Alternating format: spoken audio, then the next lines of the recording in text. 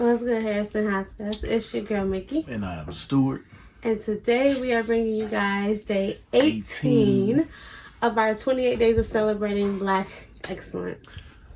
Before we get into this video, I do want to briefly say that if you guys did not watch our last video for day 17, we did do a video on the one and only Miss Cicely Tyson. Yes. So if you guys did not watch that video, go ahead and pause this one and go back and watch that video. I just lost complete track of this. Go back and watch that video. And then come back to this one. Cause on today, day 18, we are doing the one and only Miss Toni Morrison. And I'm really shocked. Like, we had no idea that we were gonna, like, we knew we were gonna do it in this order, but we actually ended up putting this video out on her birthday. So yeah, on my birthday. That's kind of crazy. Happy heavenly birthday to Miss Toni Morrison. It's just weird because we talked about this. Like, of course I've heard of Toni Morrison, but I don't know a lot about her. I like at all. So, well, you're gonna learn with them. Yeah. So, I guess I'll start off with the general information. She was born Chloe Anthony Warford. Warford. I had a hard time pronouncing it. Warford Morrison. February 18th, 1931, in Lorain, Ohio. As we all know, or most of you guys know, she was a novelist, an essayist, a children's writer, and also she was a professor. So, okay, first of all, there's a lot of information about her because she did a lot. So this again is one of those where we're just giving you like the highlights, okay, guys? So don't come back trying to bite our heads off. We telling y'all this is the highlights. But she did graduate from Howard University in 1953 with a BA in English. And then she also went to Cornell University where she received her master's degree in American literature. So those are definitely two subjects that I didn't last long in. Like, I used to like writing and poetry, but I didn't last long. And that was in 1960, she became the first Black female editor in fiction at the Random House in New York. So that was like really big because, you know, back in that time it still was, women were not high on the totem pole, especially predominantly Black women. So I know, like, she gained a lot of her notoriety in the 70s and 80s, right? So was anything in particular, like anything she did or wrote in particular during that time that she... Her first book was in 1970, and it was The Bluest Eyes. But it was in 1986. 86. She wrote her first play, Dreaming Emmett. And basically it just depicted Emmett Till's life up until, you know, what happened to him afterwards with the prosecution and everyone being acquitted and all that stuff. She did, that was her first play.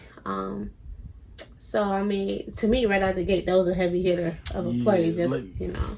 I know, like, a lot of her work that she did, that she was, how do you say, known for. She did address a lot of, like, the consequences of racism and stuff like that in the country. So, but honestly, that was just about the gist of it. I know when we was looking at, like, our notes for this video, I saw the Dreaming Emmett, and I was gonna ask you, was that about Emmett Till? Yeah, it definitely was. So that's kind of interesting. That make me want to watch that. I doubt it's probably on film somewhere, but it might be. We can try to look it up and see. I'm pretty sure we can find something about it. I know one fact that I did read while looking her up, and it, like, I don't know, it, like, you know how you feel like you read something and it just kind of stick with you, and you're like, you know, you're not gonna forget it.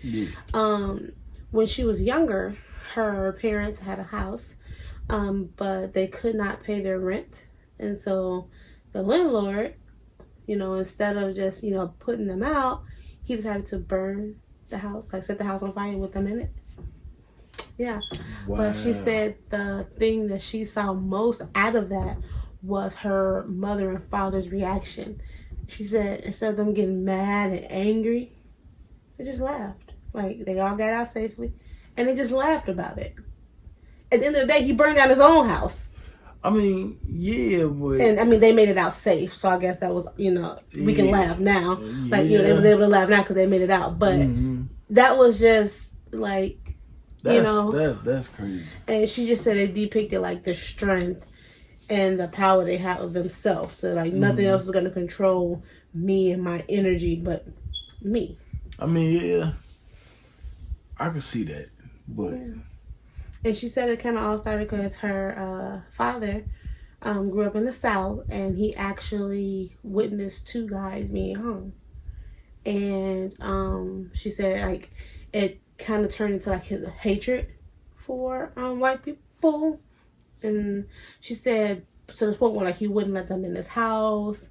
So there was another issue they had with the landlord, So there was a lot of issues that she faced, but that also kind of shows how, like, he may have raised the kids, because she was the second of four.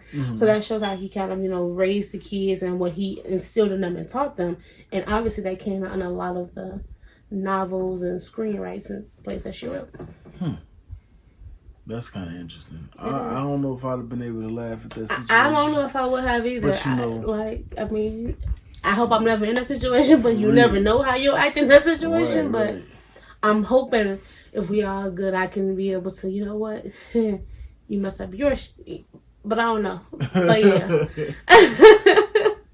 yeah. But that was just one of those things I read, and I was like, oh, wow. Yeah, that's interesting. And it just really had me kind of sitting there like, Like, yeah, so. Yeah. In 1996, the National Endowment for the Humanities selected her for the Jefferson Lecture, which is like the highest honor of achievement in humanities that you can receive from the U.S. federal government. So that was really big. That's dope. Talk about trying to really get your words together. Your words. See, I couldn't even do it just then. So I wouldn't be good for that. But to really get your words together and to be able to give a lecture or a speech on that magnitude, that's like amazing. Yeah. I do know that she did write Beloved. And that became a movie, and it was like 1997 or 98. I think 98, yeah.